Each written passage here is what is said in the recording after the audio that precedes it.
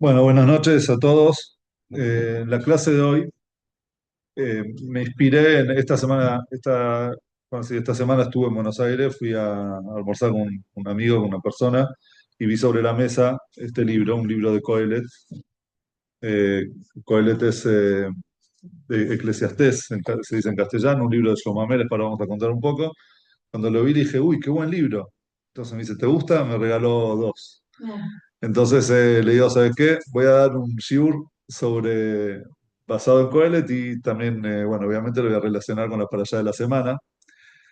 Pero para empezar, voy a hacer una serie de preguntas que si quieren pueden comentar, y si no, vamos a seguir en la clase y nos vamos a dar cuenta de las respuestas, que creo que igual todos van a llegar a la misma conclusión. Pero las preguntas son básicamente sobre la vida de la persona. Nosotros todos tenemos desafíos en nuestras vidas. Entonces, ¿qué es más, a quién admiramos más nosotros? ¿Una persona que cayó, que tropezó, que se equivocó y se levantó? ¿Una persona que nunca cayó?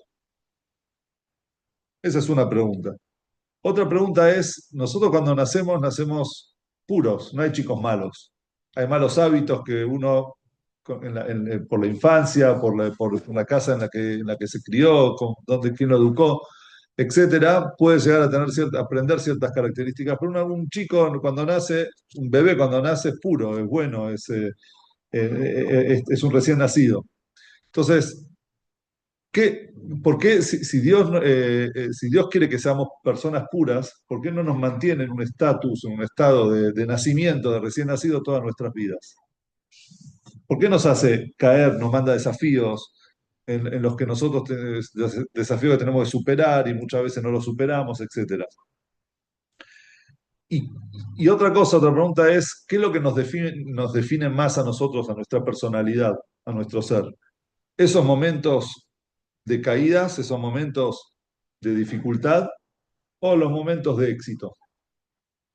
¿Sí? Diferentes preguntas que nosotros nos podemos hacer en nuestras vidas. Pero hoy vamos a ver cómo en el judaísmo, en la Torá y basado acá en Coelet, lo importante no es el comienzo, sino es el final de las cosas.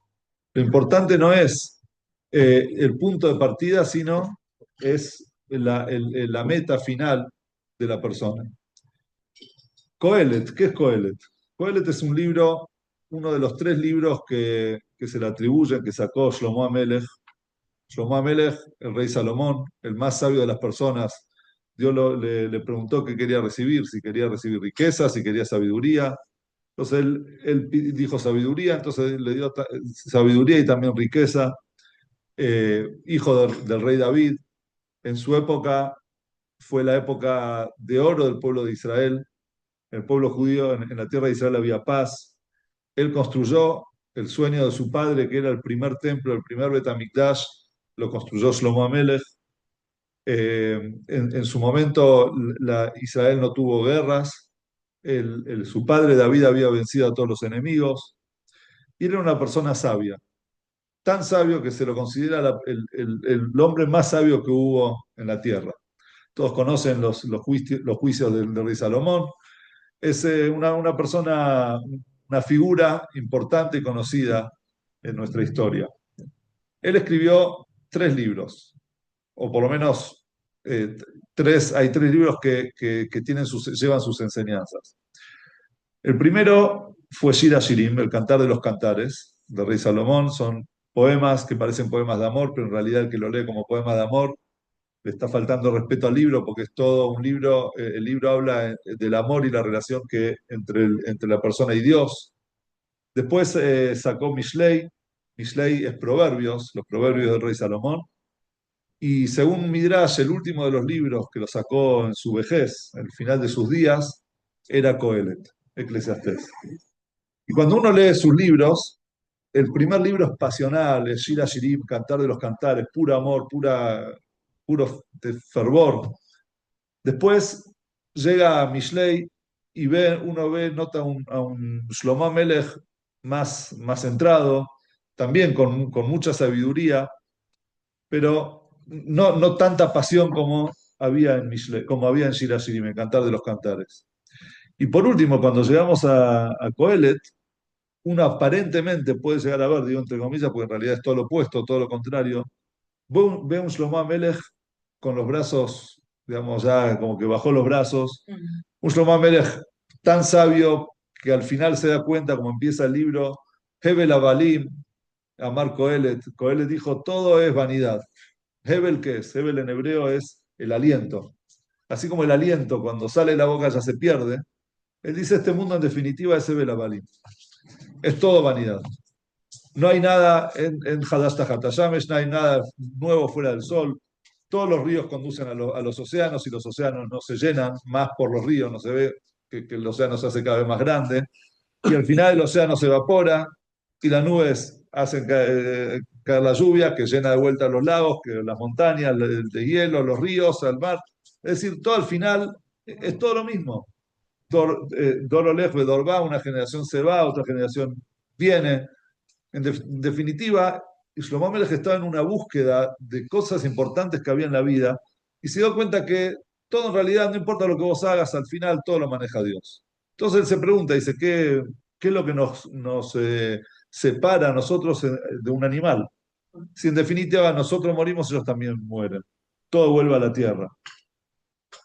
Entonces, en un momento, Shlomo Melech dice, en el capítulo 7 empieza el capítulo diciendo algo que nosotros decimos en el cementerio, en la Ashkabá, Tov Shem, mi Shemen Tov, Veo Mamá Bet mi Baldo. Y cuando Shlomo Melech dice eso, que ahora lo voy a traducir, todos de repente decimos, pará, ¿qué nos estás queriendo decir, Shlomo? ¿Qué significa Tov Shem y Shemen Tov? La primera parte es más entendible, es mejor, más vale un buen nombre que un buen perfume. Aunque la palabra Shemen es aceite, con buen aceite. eh, y termina diciendo Veoma Mavet, Miomi Baldo. Y el día de la muerte es mejor que el día del nacimiento. Y alguien va a decir, ¿cómo decís eso? El día del nacimiento todos festejamos y en el día de la muerte todos lloramos. ¿Qué quiere decir? Es mejor el día de la muerte que el día del nacimiento. Y si nosotros seguimos en el mismo capítulo, vemos otros versículos con la misma, con el mismo tono, ¿sí? Tov la lejet el bet Evel, mi lejet el bet mishte. Mejor ir a la casa de un deudo que ir a una fiesta. O sea, andar a la casa de donde están de luto, donde están de duelo, es mejor que ir a una fiesta. Va a ser Usof Koladam, porque en definitiva ese es el final de todas las personas. Bajá y tenle en libó y quien vive debe ponerlo en su corazón. De vuelta está hablando, viendo la muerte como algo positivo, algo importante. ¿Sí? Eh, Después dice, Lev Jajamim Bebetevel, Belev Xilim Bebetzimcha. Los sabios se ven atraídos a la casa del doliente y los necios a aquella donde hay fiesta, digamos, fiesta, holgorio, dice acá. Eh, bueno, y así dice varios versículos, ¿sí? Eh, y después dice en uno de los versículos que también sobre esto vamos a hablar, Toba Davar mi recitó, Tober Ruach mi Ruach. El final de una cuestión es mejor que su comienzo. Es mejor el espíritu paciente que el arrogante. ¿Qué es lo que nos está queriendo decir Shlomo Melech con este versículo de Bioma Mavet Miomi Baldó, que es mejor el día de la muerte que el día del nacimiento? Lo repetimos siempre en el cementerio, lo decimos siempre cuando en una shkabá, pero no siempre nos enfocamos en el contenido, en el mensaje que nos quiere decir. Shlomo Amelech, el más sabio de las personas, obviamente, esto es un mensaje de sabiduría. Entonces, ¿cuál es el mensaje de sabiduría que nos está queriendo decir Shlomo Amelech? Entonces, eh, de vuelta, Shlomo Amelech, quiero hacer otra vez destacar el tema. Él vivió en una época donde no hubo conflictos, él no tuvo desafíos. Sin embargo, él, al Dios dotarlo con sabiduría, era una persona que dedicó el tiempo a pensar. Y en ese pensamiento, en ese análisis de la vida, donde él dice también, él buscó sabiduría, después buscó también placeres, él quería buscar el sentido de la vida. Y encontró que el sentido de la vida era mejor el día de la muerte que el día del nacimiento. Hasidut explica, Hasidut explica que la Neyamá, antes de bajar al mundo, Cuando la Neshama está, en realidad esto lo trae el Zohar, la Neshama está, antes de bajar al mundo, está frente a Dios, o sea, está debajo del trono celestial. Está en un nivel tan alto, tan elevado, que para ella bajar a este mundo es un descenso. Y un descenso muy fuerte, un descenso doloroso. Y de hecho hay un nigún, hay una canción, una melodía jasídica, que dice las palabras Aneshamay Ored Tetoja Guf, Betzoeket, Vai Vai. La Neshama baja al cuerpo, entra al cuerpo y grita, se lamenta frente a Dios, dice, ay, ay, Dios, ¿qué me estás mandando a este cuerpo? Un cuerpo donde la vida está llena de desafíos, donde el cuerpo muchas veces, generalmente, eh, le da más importancia a los placeres, a las cosas que no tienen sentido, que a la espiritualidad, que a las cosas que sí tienen un sentido. Entonces Dios que le dice, Iridad Zulet Sorejalía, este descenso en realidad, no te preocupes que es por un ascenso mayor. Es decir, vos bajás a este mundo para el propósito no es elevarte, sino bajás al mundo con una misión y cumpliendo esa misión vos te vas a terminar elevando mucho más alto que lo que estás en este momento.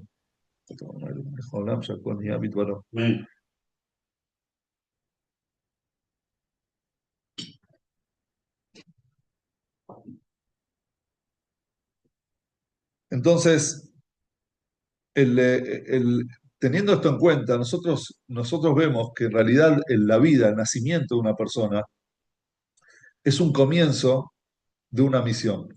Nosotros no podemos ver la vida como que la vida es el propósito en sí misma. ¿Qué quiere decir la vida? Lo que la gente llama vida es vivir con placeres, con ambición material, corriendo todo el tiempo detrás de las cosas de lo que el mundo nos puede dar, pensando en qué me voy a beneficiar yo, cuál es el beneficio que yo voy a sacar de cada cosa, sino obviamente un yehudí que entiende de la Neyamá, que entiende que la Neyamá baja de lo más alto, de lo más elevado, a un mundo bajo, un mundo material, es porque tiene una misión que cumplir. Y esa misión en realidad ese es el sentido de toda la vida.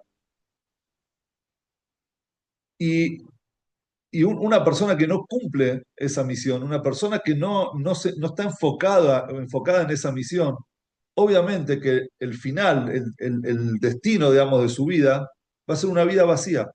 Va a ser una vida que se va a preguntar, va a llegar al final de sus días, va a llegar a la vejez y se va a preguntar, ¿qué hice en toda mi vida? ¿Cuáles son?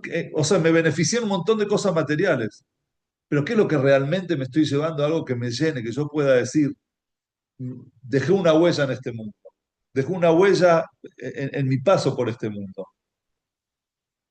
Entonces, obviamente que el pensamiento y la meditación de la persona durante toda su vida, cada día de su vida debe ser, ¿para qué sirvo? ¿Para qué estoy? ¿Qué necesita el mundo de mí? ¿Qué necesita la sociedad de mí? ¿Qué quiere Dios que yo haga? ¿Para qué me mandó y a mí me puso en este mundo? Entonces, eso, cuando la persona vive una vida con sentido, una vida en la que se pregunta todos los días cuál es el sentido de la vida, pero no el sentido material, sino el sentido espiritual, hace que la persona de repente se sienta llena y de repente busque llenar esos vacíos con cosas realmente importantes, con cosas que trascienden. ¿Qué es la trascendencia? La trascendencia está en lo espiritual. Porque lo material, todo lo material perece, lo material se queda, se termina.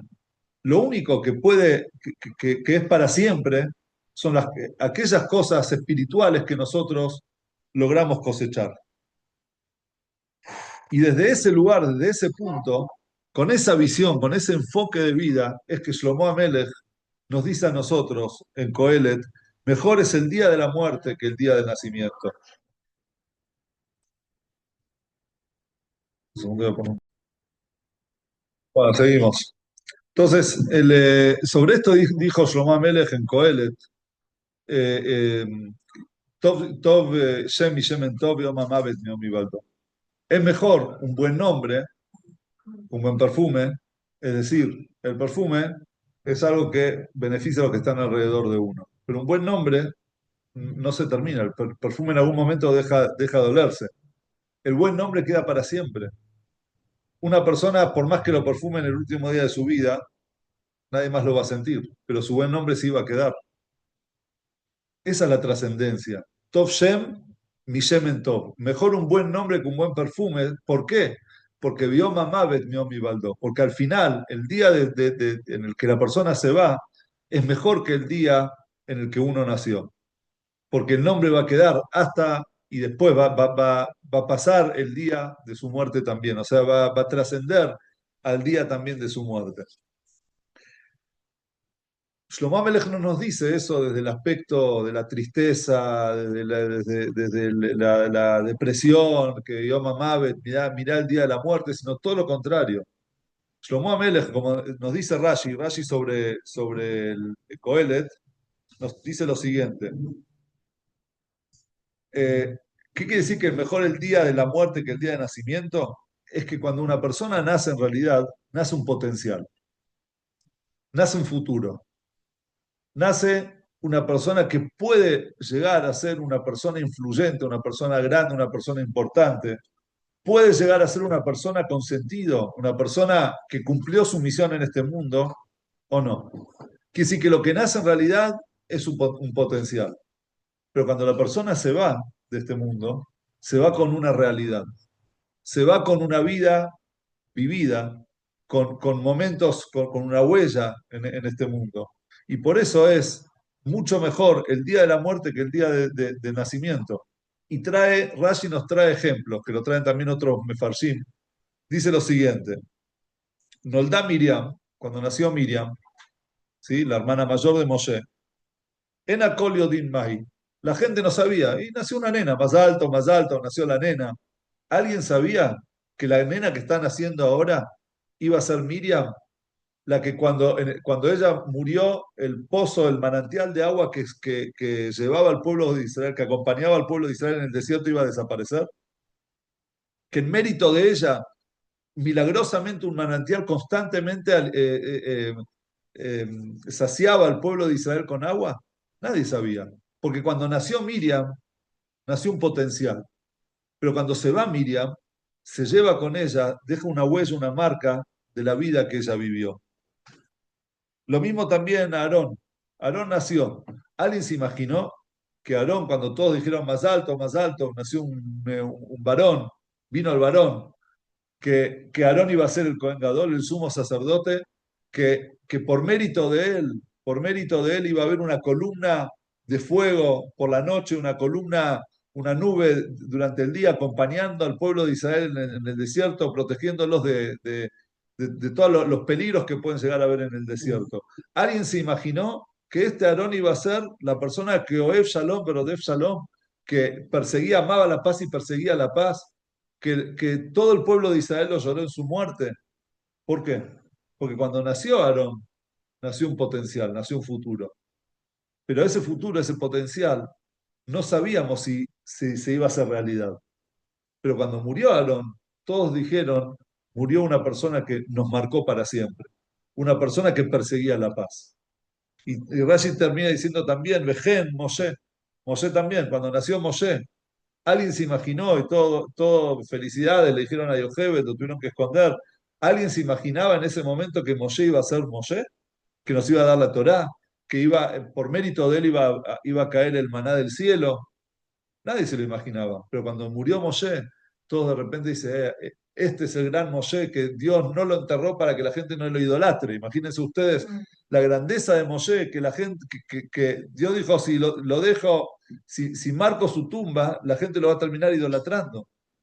Ese era el Moshe que se ganó en vida, ganó Aarón, ganó Miriam, ganaron en su vida, por medio de sus acciones ganaron un buen nombre. Todos sabemos quién fue Moshe, todos sabemos quién fue Miriam, todos sabemos quién fue Aarón. ¿Por qué? Porque mejor un buen nombre que un buen perfume. El perfume nadie lo iba a oler, nadie sabía cómo olían a Aarón, cómo olía Miriam, cómo olía Moshe.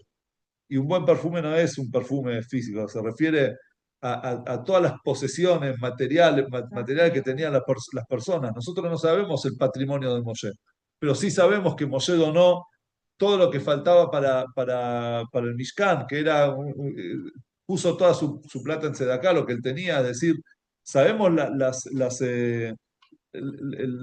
acciones, las buenas acciones que hacen las personas, más que lo que ellos lograron en vida. Los placeres de la vida se van. El buen nombre queda para siempre.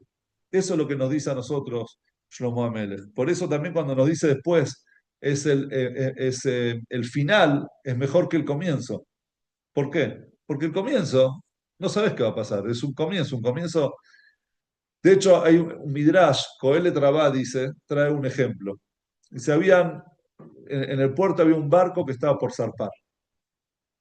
Y el barco está impecable, un barco nuevo, con las velas así extendidas, y toda la gente contenta, alegre, se está yendo el barco, fueron a despedirlos.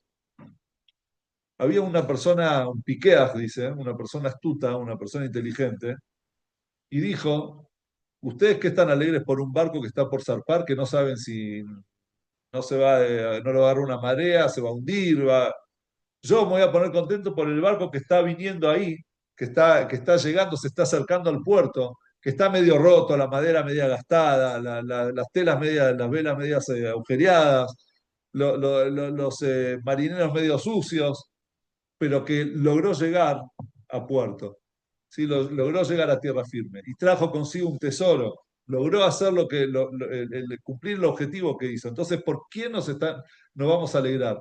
¿Por el barco que está zarpando o por el barco que está anclando en ese momento? Obviamente, el inteligente festeja, y eso dice en realidad, Colette Trabada dice que según el sabio que dijo esto, dice, el día de la muerte debería ser un día de alegría, no un día de tristeza. ¿Por qué? Porque la persona dice, mirá quién fue esta persona, mirá lo que logró. Llegó al último día de su vida dejando una huella. Sin embargo, la gente se alegra y felicita por el nacimiento, cuando en realidad una persona nace desnuda de virtudes, no tiene ninguna virtud.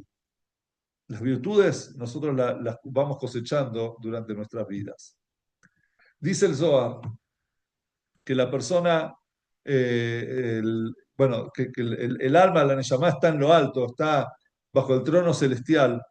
Y dice, tratado de Nidá, dice el Talmud, la Gemara dice que hay un ángel que le enseña al bebé antes de nacer, antes que el alma baje al mundo, le enseña toda la Torah, toda la Torah. O sea, es un chico que está naciendo un bebé, un alma, una neyamá llena de conocimiento. Solamente que después le da un golpecito en el labio superior y se olvida toda la Torah.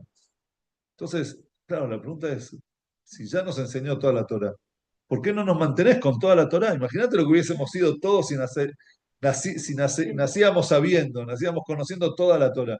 No nos para nadie. Tendríamos una vida mucho más, con mucho más beneficios, con mucho más propósito, que si tendríamos que empezar a aprender desde cero, ni hablar si somos un Rabbi Akiva que empezó a aprender a los 40 años recién. Imagínense si Rabbi Akiva tenía 40 años más de conocimiento. ¿Qué hubiese sido de él? ¿Sí? Entonces la pregunta es, ¿por qué? ¿Por qué Hashem lo hace de esa manera? ¿Qué es lo que Hashem quiere de nosotros?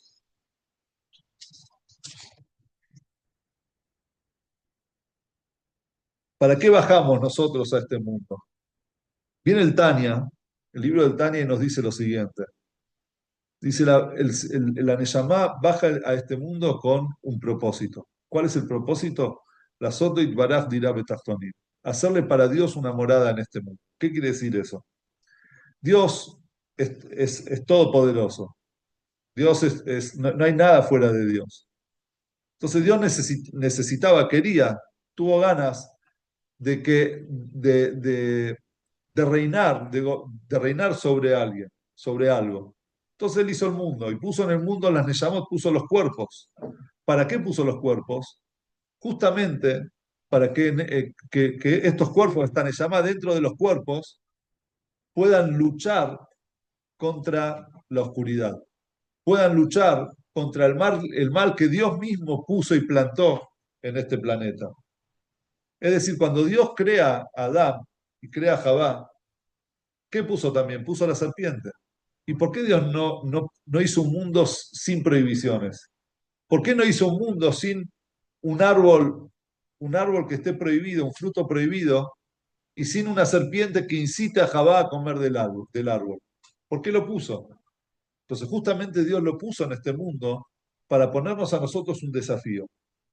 Y nuestro desafío es no escuchar a la serpiente y de esa manera proclamar a Dios como rey de este mundo. Decir que la única soberanía es la de Dios. Y por lo tanto la persona se levanta a la mañana y de repente ve tiene un desafío en su vida, tiene algo que lo molesta en su judaísmo. Nosotros sabemos que tenemos todo el potencial. ¿Por qué? Porque antes de nacer sabíamos toda la Torah. Nosotros tenemos todo el potencial, toda la Torah incorporada con todo lo que eso significa. También con todo el poder de superar todos los obstáculos que hay en nuestro camino. Solamente que el ángel nos dio el golpecito y nos olvidamos de todo. Es decir, la Torá nos enseña, como dijo Job, está escrito en el libro de Job, Adam le amal y ulad. El ser humano nació para el esfuerzo. El ser humano no nació para que todo le fluya y le sea leve y todo sea así fácil. Porque cuando hay facilidad no hay crecimiento. Entonces vino el malaj y nos golpeó, nos olvidamos toda la Torá para después volver a recuperar todo eso que nosotros habíamos perdido. Y para eso están también los desafíos de la vida. Para eso Dios nos puso a nosotros el mal, que son tentaciones, convertidas en tentaciones, en ambiciones, en que la persona piense si hacer un negocio, por más que no sea tan correcto, porque voy a ganar mucha plata, o si ayudar a otra persona, pero si lo ayudo le estoy dando algo que yo me puedo comprar y en realidad podría tener más cosas y no ayudo al pobre, o tengo miedo que si después lo ayudo, después me va a empezar a volver loco todos los días. No sé, cada cosa esos desafíos de la vida que Dios nos pone enfrente. ¿Para qué? Para que nosotros lo podamos sortear. No siempre los sorteamos, no siempre esquivamos, no siempre superamos esos desafíos. Muchas veces caemos. ¿Por qué? Porque el ser humano no fue hecho perfecto. Son pocos, como dice el Talmud, son pocos los tzadikim y Dios fue y los dispersó en todas las generaciones, en diferentes lugares. Porque eran pocos. El resto de la gente no somos tzadikim. No somos tzadikim. ¿Qué significa no ser un tzadik? Entonces el Tania te dice, no ser un tzadik significa luchar, ser un luchador constante, una persona que todos los días se levanta a la mañana a la batalla, va al frente, va a pelear, pero no con lo externo, va a pelear con lo interno, va a pelear con sus propias tentaciones. Porque si hay algo que está prohibido frente mío, el problema no es lo prohibido que está al frente. El problema es la tentación que yo tengo dentro hacia eso que está prohibido. Y ahí está la lucha interna de la persona. Entonces nosotros venimos acá ¿para qué? Para dominar el ego, ¿sí? Para refinar lo físico, es decir, que el físico nuestro no sea lo primordial, sino que esté al servicio de lo espiritual. Un cuerpo fuerte es necesario, pero no un cuerpo fuerte es necesario para andar, no sé, mostrándolo por todos lados. El cuerpo fuerte es necesario porque con el cuerpo fuerte nosotros podemos cumplir más mitzvot, podemos servir a Dios, podemos ser un cuerpo saludable. Le agradecemos a Dios por el cuerpo, por el físico que nos dio de esa manera. Vencer nuestros impulsos es otra de las cosas para la que nosotros nacimos, la que nosotros vivimos día a día, transformar la oscuridad en luz. Ahora viene Hanukkah. ¿Sí? Hanukkah, ¿qué hacemos? En la noche encendemos una vela. La oscuridad la disipamos con luz. Para eso vivimos nosotros. Para que en la oscuridad de nuestras vidas podamos encender una luz y con esa luz iluminar la luz de Dios y darle un sentido y una luz a cada día de nuestras vidas. Entonces el nacimiento, en definitiva, ¿qué es? No es la coronación de algo, no es, uy, nació un bebé, se terminó algo, no. Con el nacimiento recién está empezando algo. ¿Cuándo se termina? Cuando la persona se va de este mundo. Y nosotros podemos decir, escribir en su Matzeibe, esta persona fue un hombre de bien, un hombre caritativo, un hombre de buen corazón, y todas las cosas que nosotros escribimos sobre las personas que dejan una marca y una huella en este mundo. Eso es lo que nos dice a nosotros Shlomo HaMelech. Y ahora, ¿cómo se conecta todo esto con la parashá de la semana? Dijimos que la persona nació para el esfuerzo. Y nosotros en la parashá de esta semana seguimos contando, seguimos viviendo la historia y la vida de Jacob Avinu, del tercero de nuestros patriarcas. Jacob Avinu fue el único a quien se le cambió el nombre, pero igual se siguió llamando con ambos nombres. ¿Qué pasó con Jacob? Bueno, todos sabemos que Abraham, antes, yo dije el nombre previo, Abraham, antes se llamaba Abraham, ¿sí? Y vino Dios y le agregó una letra a su nombre y le dijo, a partir de ahora no te vas a llamar más Abraham, sino Abraham. Al punto de que el Talmud dice, según una opinión en el Talmud, dice que aquella persona que dice que lo llama Abraham, Abraham, entonces está pasando por una ley, por una mitzvah negativa de no serás llamado más Abraham, sino Abraham será tu nombre. Entonces, si nosotros llamamos a Abraham, estamos violando una ley, que es no será llamado más Abraham, sino Abraham. Yitzhak no, Dios no le cambió el nombre, pero a Jacob, en la parashá de esta semana, Jacob está volviendo de Harán, volviendo a Eretz Israel. Ya había formado a su familia, las 12 tribus de Israel, pero ahora llegaba el momento de que ellos, de educarlos en Eretz Israel, de que se cumpla lo que Dios le dijo, que vos vas a volver a esta tierra y a tus hijos le voy a dar todo esto que vos tenés acá. Entonces, él iba con la familia, cruzó, él se estaba por encontrar con Esav. Entonces, él, bueno, mandó todo los regalos, todo lo que se dividió su campamento, etcétera, todo lo que ya sabemos para encontrarse con Esav. Y en un momento él pasa, cruza el Jardín con toda su familia y él vuelve a cruzarlo del otro lado porque se había olvidado unas cosas, habían quedado unas pequeñas pertenencias. La Torah nos dice, Vaibater Jacob levado. Jacob de repente se sintió o se quedó solo, estaba solo. ¿Y qué pasó? Vaiabé Kishimo, de repente una persona vino a luchar, a pelear con él. La Torah no dice quién era la persona, qué persona, o sea, ¿qué pasó? De repente estaba Jacob solo y de repente está luchando con alguien. Así, más o menos esa es la secuencia en los versículos. ¿Y cuándo luchó? Toda la noche. Jacob luchó toda la noche. Hasta que cuando empezó a aclarecer, cuando empezó a amanecer, el, eh, el, eh, esta persona que le había dado un golpe en la pierna que lo dejó rengo, le dijo, déjame que ya está amaneciendo. Entonces Jacob le dijo, no te voy a dejar hasta que me bendigas. Entonces, en esa bendición, él le dice, no te vas a llamar más Jacob, sino Israel será tu nombre. A partir de ahora, vos te vas a llamar Israel. Sin embargo, nosotros vemos que a Jacob le decimos Jacob y le decimos también Israel. Entonces, la respuesta está, que el Talmud pregunta, dice, entonces, ¿cómo? Jacob, ¿por qué sobre Abraham y Abraham hay una prohibición y sobre Jacob no hay una prohibición? Entonces el Talmud responde que en realidad la misma Torá lo nombra a Jacob después como Jacob. Jacob, Jacob le dice. Quiere decir que los dos nombres de Jacob, tanto Jacob como Israel, son dos identidades en la misma persona. Él es Jacob y él también es Israel. Pero Jacob e Israel, no es solamente una persona, no era el tercero de nuestros patriarcas. Él fue el padre de las 12 tribus de Israel, por lo que en realidad una extensión de él hay en cada uno de nosotros. Quiere decir que nosotros también tenemos un Jacob y tenemos también un Israel. ¿Qué es eso de Jacob y qué es eso de Israel? ¿Y quién era ese hombre con el que él luchó?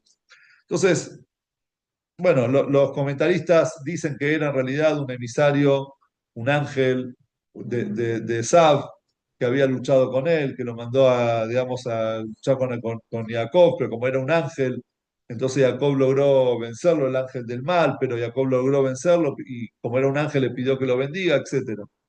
Pero en realidad hay una explicación también que dice, si nosotros leemos el versículo, dice, Vaivater Jacob levadó. Jacob quedó solo. ¿Por qué la Torah te dice, tiene la necesidad de decirte que quedó solo, si enseguida vemos que él está luchando con alguien? Quiere decir que no estaba solo, estaba con otra persona, había alguien que estaba luchando con él. Entonces, no estaba solo. ¿Está solo o está luchando con alguien? Si la Torá nos quiere contar que Jacob tuvo una lucha con alguien, que no nos diga que Jacob estaba solo, que nos diga que Jacob cruzó de vuelta al Jardín y luchó con una persona, se encontró con una persona o algo así.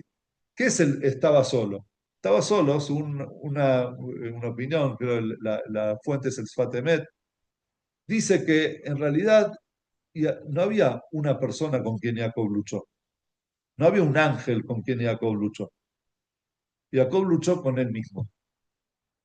Jacob luchó en la noche, como dijimos la semana pasada, la noche que representa la oscuridad, el ocultamiento, los temores, las frustraciones de la persona, esos momentos en los que la persona no se siente segura, esas inseguridades, eso representan la noche. Entonces Jacob de repente se sintió solo y empezó a luchar, Vayabek Ish y Mo. Y el hombre, Jacob, empezó a luchar y Mo. Con él es, ¿qué es con él? No con el hombre, sino con el hombre, con él mismo, con su propio Ish, con su propio hombre. Toda la noche luchó. ¿Y con qué luchó? Con ese temor. Él veía, cuando dice que era el ángel de Sab, quienes dicen que era un emisario de Sab, era con la parte, el aspecto de Sab de él. ¿Por qué? Porque él se sentía un impostor. ¿Vieron el síndrome del impostor? Claro. Él se sentía un impostor. ¿Por qué se sentía un impostor? Porque él decía, ¿cómo me llamo yo? Yo me llamo Jacob. ¿Qué significa Jacob? ¿Por qué me pusieron Jacob? ¿Por qué me pusieron? ¿Por qué a Jacob le pusieron Jacob? Jacob era mellizo y nació, primero salió Esaf, y Jacob salió agarrado del talón de su hermano. Entonces por eso le pusieron Jacob. Ponele que él hubiese salido agarrado de su propio talón. Uno dice, bueno, le ponen Jacob porque él salió agarrado de su talón. Pero que todo su nombre signifique el que él intentaba agarrarse y salir, bajar, digamos, a su hermano para superarlo, es un poco, es algo que no muestra su grandeza, sino el hecho de que él estaba todo el tiempo compitiendo con su hermano. Y de hecho, cuando Rivka estaba embarazada y ella sentía que habían dos dos identidades en su vientre, que ella no sabía que eran mellizos, ella pensó, decía, ¿cómo? Tengo un bebé con doble identidad. Le tira la idolatría y le tira también la espiritualidad. Entonces fue a la yeshiva de Shem y le dijo, vos tenés dos pueblos, dos naciones en tu vientre. Y esas naciones, dice un león y ematz.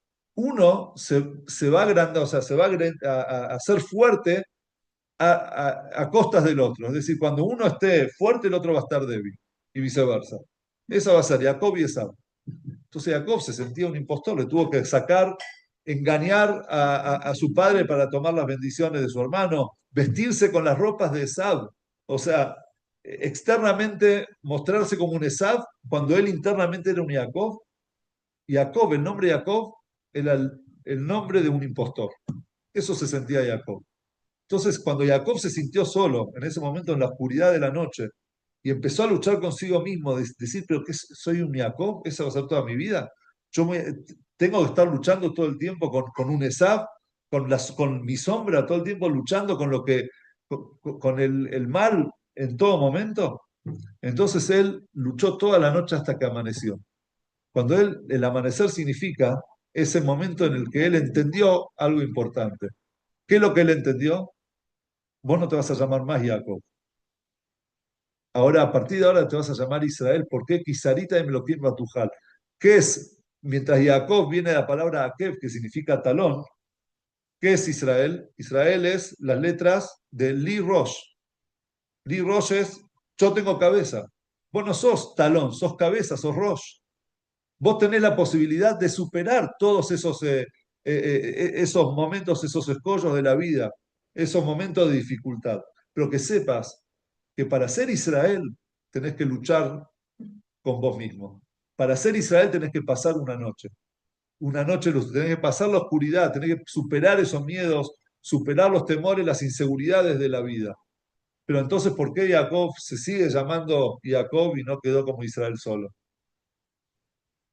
Porque en realidad Jacob e Israel son dos partes de nuestra vida. Son son diferentes momentos de nuestras vidas. No siempre uno de Jacob va a pasar a ser Israel. Hay momentos en los que nosotros tenemos que ser Jacob. Hay momentos en la vida en la que de repente se nos viene un desafío y no podemos creernos que somos Israel. ¿Por qué no podemos creernos que somos Israel? Porque a veces hay que luchar en el barro, hay que ¿cómo se dice? Revolcarse en la tierra para vencer a nuestro enemigo. A veces tenemos que ser Jacob, tenemos que ser a veces ir con astucia, agarrándolo tirándolo del talón al otro, engañándolo al mal, ¿no? Al otro significa no engañar literalmente, engañar a las personas, engañar a nuestro propio instinto del mal, decirnos, bueno, sabés que vos querés tal cosa, pero y hacer el bien. Y si vos realmente luchás en esos momentos de oscuridad con, con Jacob, digamos, Jacob con Esav, con tu propio Esav, el Esav interno que vos tenés, entonces de repente te vas a dar cuenta que hay momentos en la vida también en los que vos sos Israel. Vos vas a ser rollo, vas a ser cabeza, vas a ser una persona que domina, ¿sí? Un dominante. Eso es lo que nos dice Rashi en la parashá de esta semana sobre este tema, dice, Lo yomru och abrajot bau leja beakabau berramaut ela bishrara. Cuando le dice, vos te vas a llamar, no te vas a llamar más Jacob sino Israel, no van a decir que las brajot, las bendiciones, te llegaron a vos por engaño. Hasta ahora decían que te llegaron por engaño. A partir de ahora van a decir que las brajot te llegaron a vos por merecimiento. Si una vez que la persona muestra que él está por encima de todas esas dificultades, que está por encima de todos esos desafíos, entonces ahí de repente va a decir a él le corresponde, digamos, estas bendiciones. Se las ganó, ¿sí? El lograr superar esa lucha interna que tiene la persona hace que uno logre a ser Israel. Quiere decir que, en otras palabras, Jacob no se convierte en Israel, no se convirtió en Israel viviendo con su padre, estudiando un montón de Torah, sino se convirtió en Israel una vez que él luchó. Cuenta que hubo un músico, Itzhak Perelman, ¿lo escuchaste? Itzhak, violinista. Él estaba en una historia conocida que él está, de por sí creo que él era ciego, ¿puede ser? O, o sordo, no sé, algo, tenía un desafío, una deficiencia. Pero una vez estaba en un concierto y de repente se le rompió una de las cuerdas una de las cuatro cuerdas del violín y en ese momento toda la gente quedó expectante a ver qué va a hacer. Él frenó un momento y le dijo, ¿cómo? Y le dio la orden a la orquesta que sigan tocando. Y a partir de ese momento le empezó a hacer, cambió en su cabeza todo el repertorio, todo, no, no sé cómo llamarlo, las partituras, no sé cómo se llamará, y en vez de tocar con cuatro cuerdas, tocó con tres cuerdas. Y fue la gente que estuvo presente lo recuerda como algo, un momento digamos, especial, algo que no habían presenciado algo así en la vida. Y cuando terminó, todos de pie, parados, aplaudiéndole a Itzhak Perelman, él agarra el micrófono y dice, un artista tiene que saber hacer arte con lo que tiene. No quejarse de lo que no tiene, sino con lo que tiene hacer arte. La vida es así. Nosotros en la vida tenemos dificultades, tenemos caídas, tenemos tropiezos, ¿sí? Pero para llegar a sacar, tener un buen nombre, para llegar al día del final de nuestros días y decir mejor el día de la muerte que el día del nacimiento, es cuando la persona durante la vida, como Jacob, en momentos de oscuridad, él luchó, se levantó, pudo, logró, hizo arte con lo que tenía, con todas sus dificultades, una persona llegó a vivir, a anteponerse en esos momentos de oscuridad, ante las cosas, ante las adversidades. Eso es lo que hace que la persona al final de los días llegue y diga, esta es la vida que yo viví. Esto es lo que realmente vale.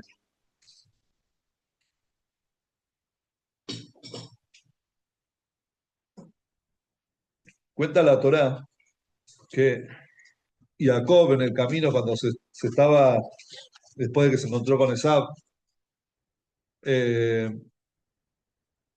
en el camino a Eretz Israel, falleció Rachel su esposa.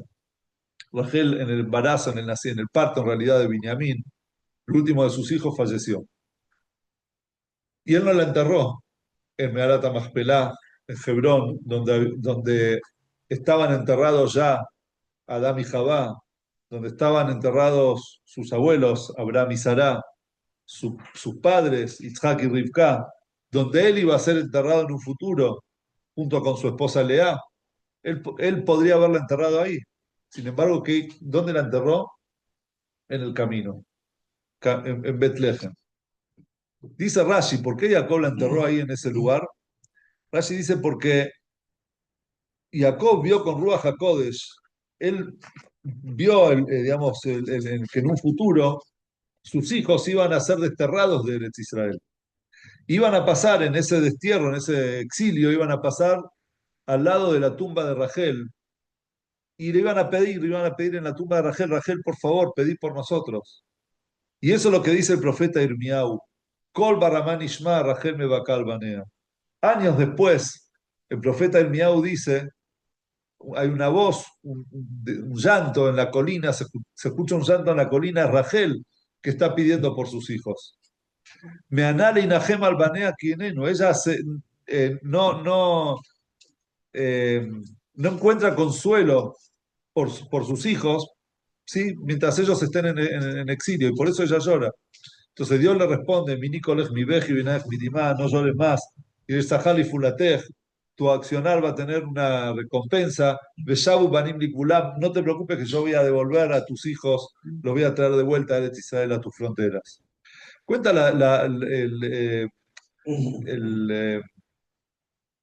está contado, creo que es el Midrash, que dice, ¿por qué Rachel? ¿Qué fue lo que pasó ahí con Rachel? Que, digamos, eh, ¿cuál fue el motivo por el cual ella lloró y Dios le respondió eso? Dice que cuando el pueblo judío fue exiliado, todos quisieron interceder frente a Dios. Todos los patriarcas, las matriarcas, todos quisieron decirle a Dios, Dios, ¿por qué? Pero nadie lo convencía. Hasta que vino Rachel y le dijo, Dios, vos que sos el misericordioso, digamos, la fuente de la misericordia. Yo, para no avergonzar a mi hermana, para que mi hermana no pase un mal momento, le cedí a ella la historia es que Jacob había trabajado por ella 7 años, y después de esos 7 años cuando se iba a casar, Labán le cambió, le cambió la novia, digamos, en vez de darle a Rachel, le dio a Lea. Pero como Jacob conocía a su futuro suegro, y él sabía que era una persona mentirosa, que lo iba a engañar, entonces por las dudas él se adelantó y le dijo a Rachel, te voy a dar una contraseña, un código entre nosotros. Vamos a dar un código. La noche de boda yo te lo voy a preguntar y así me voy a asegurar de que sos vos. Cuando Rachel ve que el padre realmente las iba a intercambiar, y ella dijo, imagínate mi hermana, la vergüenza que va a pasar en ese momento cuando él le pida el código y ella no se lo sepa dar, digamos, decir cuál era el código entre ellos. Va a pasar una vergüenza tremenda. Entonces, yo no puedo soportar que mi hermana se avergüence de esa manera. Fue y le reveló el código. Dijo, yo cedí, o sea, a mi marido, cedí al padre de mis hijos en ese momento, que se tenían que formar las 12 tribus de Israel, capaz que la formaba Rachel sola, pero la cedí para Lea para que ella no pase, para que no pase un mal momento. Entonces vos que sos el misericordioso, ¿no vas a ceder también frente a tus hijos? Entonces ahí es cuando Dios le dice a Rachel, Rachel, tenés razón. Rachel, perdón, Jacob sabía que Yosef se había quedado el mayor de los hijos de Rachel, ¿sí? Se había quedado un poco resentido con su padre. ¿Por qué a la mamá la dejaste enterrada en el camino y a Lea la enterrás en Garata Maspelá y todo en el lugar más importante? ¿Por qué en el camino? Está bien, para que el día de mañana sus hijos sí, pero ella perdió en definitiva. Entonces, Jacob le responde a Yosef, le dice, no, si vos le preguntabas a Rachel qué es lo que más querés, ella te hubiese dicho, yo no quiero estar enterrada en Hebrón, quiero estar en el lugar donde mis hijos me necesitan. En ese lugar es donde yo quiero estar. Nosotros vemos acá que la grandeza no viene por la comodidad, por los honores que vos tenés de estar enterrado en el lugar más, sino lo que vos haces en la vida, el sacrificio que vos haces en tu vida. Eso, en las cosas que vos estás dispuesto a ceder por los demás, ahí está la grandeza real de las personas. Rachel pasó a la eternidad. Rachel Mebakal Banea, hasta el día de hoy, todos hablamos de nuestra madre Rachel, Mame Rugel, como se dice en Yiddish, nuestra madre Rachel, que él llora por sus hijos hasta el día de hoy, que vamos a volver con la llegada del Mashiach a Israel. Pero Rachel no pasó a la eternidad por, por, eh, por cómo vivió, sino por lo que se dio en vida. Lo que ella se dio en su vida, la manera de entregarse a sus hijos, de entregarse a los demás, eso fue lo que la hizo pasar a la eternidad. Y es por eso que Shlomo Amelech, con todos estos conceptos, Shlomo Amelech, con mucha sabiduría, nos dice a nosotros en Coelet, Tov Shem, mi Shemen Tov, es mejor siempre un buen nombre que cualquier tipo de perfume, que cualquier tipo de aceite. ¿Por qué? Y Veyom Amavet mi Baldó. Y el día de la muerte de la persona es mejor que el día de su nacimiento. Porque en el día de la muerte la persona superó desafíos, la persona se brindó para los demás, la persona logró pasar los momentos oscuros, logró ser Jacob y logró también llamarse Israel. Él logró que la gente que tuvo contacto con él sea beneficiada, se beneficie de esa relación. Una persona que ayudó, una persona que educó, una persona que estudió, una persona que fue íntegra con Dios. Todas esas cosas son los procesos de la vida. Entonces nosotros tenemos por un lado el nacimiento, que es el potencial, que es el comienzo de todo, que nos da todas las posibilidades, tenemos todas las posibilidades abiertas por delante, y tenemos por otro lado que el día de la muerte, que revela la verdad de la vida. Y en el medio, entre ese comienzo lleno de posibilidades y ese final que sentencia la verdad de la persona, está nuestra vida, está el proceso, está la forma de vivir de cada uno de nosotros. Una vez una historia famosa, que una persona estaba, creo que la trae Rav Nachman Breslev, que estaba yendo en el mercado y vio al zapatero, al viejito zapatero ahí con una velita, con una llama ahí arreglando el zapato. Entonces le dice, dice, señor zapatero, el mercado ya está cerrado, ya de noche, ya, ¿qué hace usted todavía trabajando? Entonces le respondió, Kolzman Shaner Dolek Efshar Letaken. Mientras la llama esté encendida, mientras la vela esté encendida, todavía se puede reparar. Mientras tengamos un hálito de vida, mientras la llama de nuestra Neyamá esté encendida, entonces nosotros todavía podemos reparar, todavía podemos sacar adelante esos momentos de dificultad, todavía podemos iluminar la oscuridad de nuestras vidas, todavía podemos transformarnos de Jacob en Israel y hacer un Shem Tov, un buen nombre para todos nosotros. Eso es la sabiduría, la gran sabiduría de Shlomo Amelech. Buenas noches.